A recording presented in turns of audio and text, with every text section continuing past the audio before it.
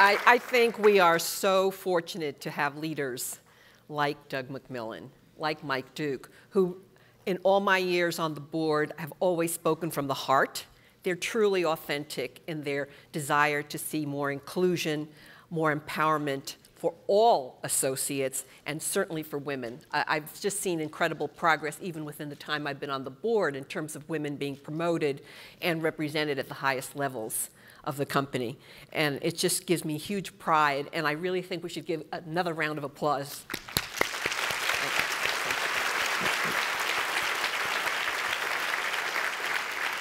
You know, when I was asked to speak with you today at this wonderful Global Women's Forum, I immediately said yes, because I just believe from the bottom of my heart that the world, the company, will be a much better place through the empowerment of women. When I was told that my topic was work-life balance, I said, wait a minute, I'm not sure I'm the best person for this topic. Because at that moment I thought, I'm not really sure that I've practiced work-life balance throughout my time on this planet. And I don't know if that would be a good example for the rest of you. Having said that, it did give me an opportunity to reflect. And it also meant that I said, there's no way I'm going to speak for all that time on work-life balance in my life. Tell me what Walmart is doing to promote work-life balance. And I actually heard some amazing stories, and I saw the company was moving in a very positive direction. But before I go there to the Walmart story, since they insisted I had to tell my story, I will start there. Well, first of all, I think I grew up at a time when, frankly, work-life balance was not part of the lexicon for men or for women. It was a time when you were either in or you were out, and there were just really different circumstances. In my own life, I was born in Puerto Rico. My parents were very young. My mother was 15 when she married my father, who was 22, and she was 16 when I was born. And I was 9 months old when my parents moved to New York City, which was a pretty harsh place to be, particularly coming from a sunny, warm island to a gray, tough city. And my parents both, I was the oldest of 6 children. My parents both had to work. At one point, my father was working days, my mother was working evenings, and guess who the babysitter and the parent was? Me. So I would say I spent all of my growing up years, really from the time I was very young, kind of being in charge, and that's why I'm always in charge. I got a lot of good practice from bossing my brothers and sisters around. But in part, the result of that experience was the fact that I thought to myself, this is really hard, and I don't know that I want to do this. That if you have children and you want to have to work or have a career, you can't really have them both. And so when I embarked on my work life, children were really the last things on my mind, having spent so many years raising children. And I was working in, I guess, what we'll call a man's world. You know, I worked as a journalist, both print and television news. I worked in investment banking and public finance at Bear Stearns and First Boston. Then I went to the Clinton administration, where I ran 2 federal agencies. The first agency I had to create from a piece of legislation. The second term, I became the head of the U.S. Small Business Administration, and I was in President Clinton's cabinet. All these were all fabulous experiences, but I can tell you that being in an administration and a cabinet where you have a Democratic administration and a Republican Congress is not fun. I can't tell you how many, felt like hundreds of times I had to go before the Senate Small Business Committee, the House Small Business Committee, and deal with some really adversarial type of questions, mostly coming based on politics, not on substance. You know, New York City had equipped me for this job. But I loved it. I thrived on it. I worked 24/7. It was coming to the end of my term in the administration. Along the way, at the age of 41, I had my first and only daughter, Aurora. Aurora was like about 2.5 years old, 3 years old when we moved from California to Washington, D.C. The one reason why I thought I could manage that was because, one, I have a very supportive husband, and two, my mother agreed to live with us. Nothing like having a mom to help raise your child.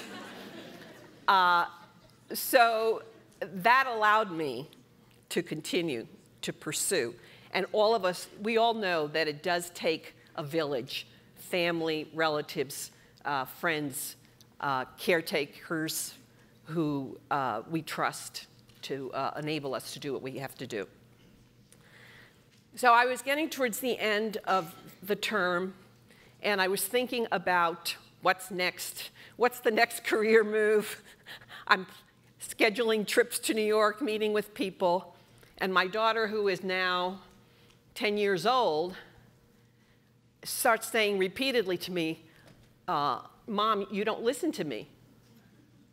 And at first I kind of brushed it off, but because I didn't listen to her. And so my daughter is very insistent. And finally, I thought, I think maybe she's right.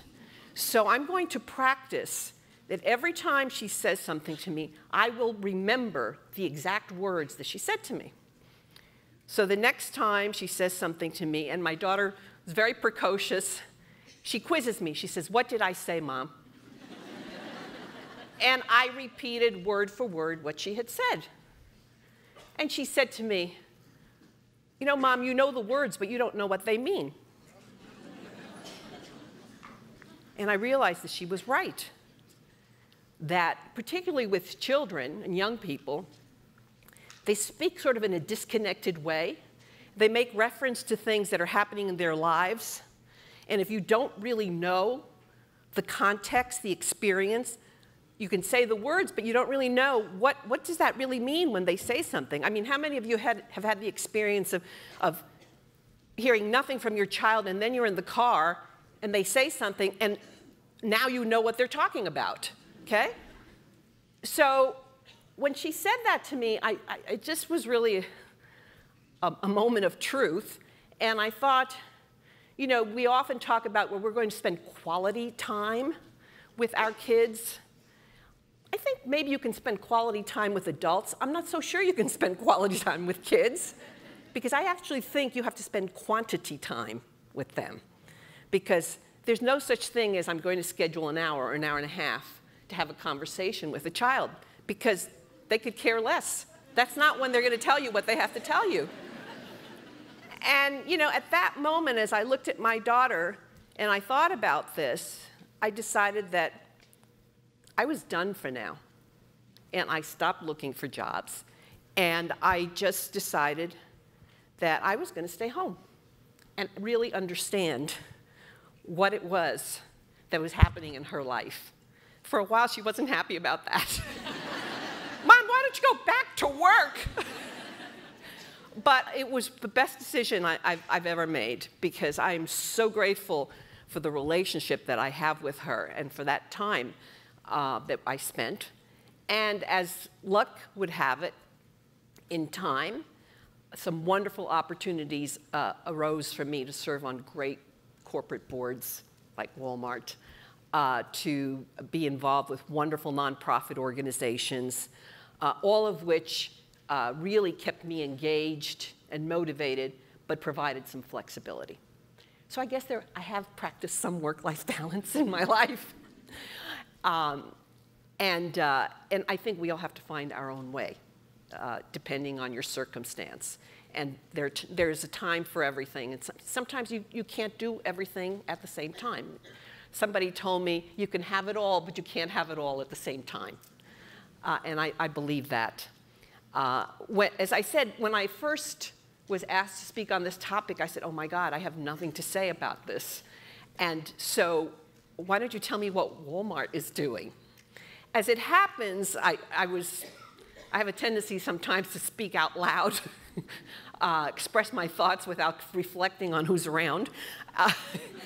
And we were at the board meeting recently, and there's a wonderful leader at Walmart, Cindy Mooring, who's a senior vice president. She's the chief of ethics and compliance. I have great respect and regard for her. And I sort of was, ruminating about this in front of her, and she said, well, I'm a great example of what Walmart's done for work-life balance. And I said, really? Tell me about it. She said, well, back in 1999, my husband and I both applied for jobs at Walmart. But at the time, we had an infant and a toddler. So when I went to interview, I said, I'd love to work here, but I can only work part-time until my children are old enough. And lo and behold, I got the opportunity to work at Walmart. And she said, and I worked part-time for quite a number of years until I felt my children were old enough for me to take on the full-time responsibility. And she said, the thing is that even when I was working part-time, I got promoted. And so those promotions came part-time or full-time. And she said, I started out as a junior attorney, and now I'm a senior vice president. So she said, that's a great story about what Walmart can do for you. And I thought, wow, I said, can I tell your story? She agreed. Then I was chatting some more with Susan Chambers and saying, oh, tell me some, tell me what goes on here. And she says, well, Jennifer Rudolph, you deal with her a lot. And Jennifer Rudolph is this wonderful attorney, assistant general counsel, who certainly works with the board members. And I said, yeah. She says, well, she works out of New Orleans. I said, what? All this time I'm on the phone and getting emails from Jennifer. She's in New Orleans? And then again, another great story about Jennifer, who both worked when her children were born 1 day a week at home, 4 days a week in the office, and when the opportunity came for her husband to have a position in New Orleans, which is where Jennifer is from, the company said, okay, let's try it. You can work remotely. Kudos to the legal department.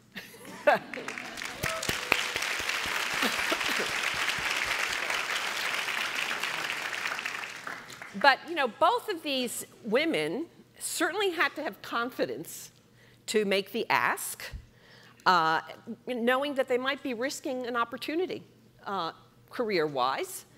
And I think it's because those kinds of examples that have led to some policies that are hopefully either now and potentially in the future making a difference. Actually, Susan Chambers' team gave me some wonderful examples, too many to share, of men and women who have taken advantage of flexibility. And so I think as we talk about work-life balance, you should not hesitate on that front. I mean, what I heard both from Cindy and from Jennifer was that there are certain things that make this work, okay? One is that you need very good communication with your employer, your boss, and with your clients. That you need to be personally flexible, because there are times when you've got to be at the office, when you've got to change your schedule. And you've got to, that's critical. You need transparency. So people have to feel enough trust that if it's not working out or something's not working out, well, they'll tell you, and you'll tell them.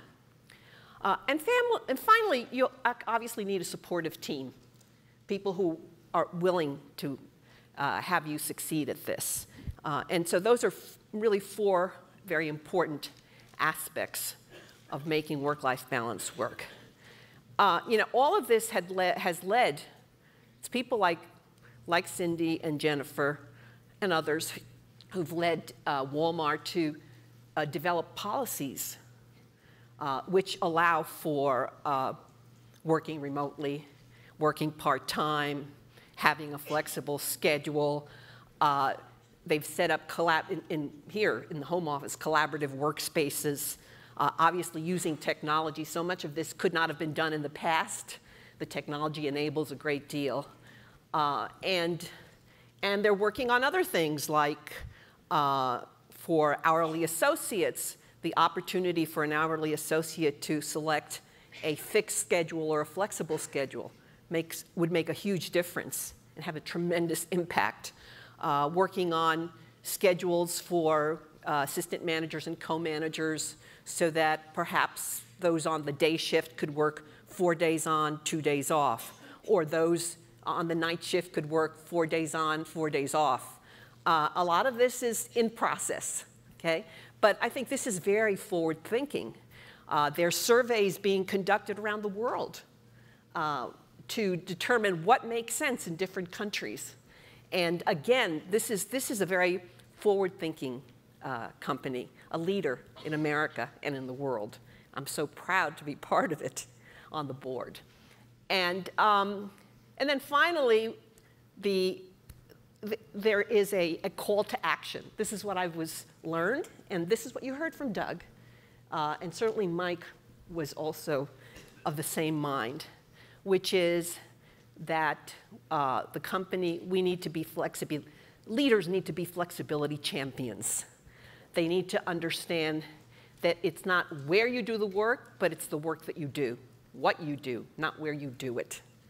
And that they need to avail themselves of all the tools that are out there to create a flexible environment where you can have the most benefit for the associate and for the company. So I learned a lot with this assignment. And I even learned that I had been flexible in one point in my life, notwithstanding the circumstances. And my daughter was grateful, my husband was grateful. And I am really grateful for the opportunity to be on the board and to just know wonderful people. I just think that this is such a thoughtful company as it goes forward. It's focused on the business, it's focused on the people. And that's the kind of company I want to be associated with.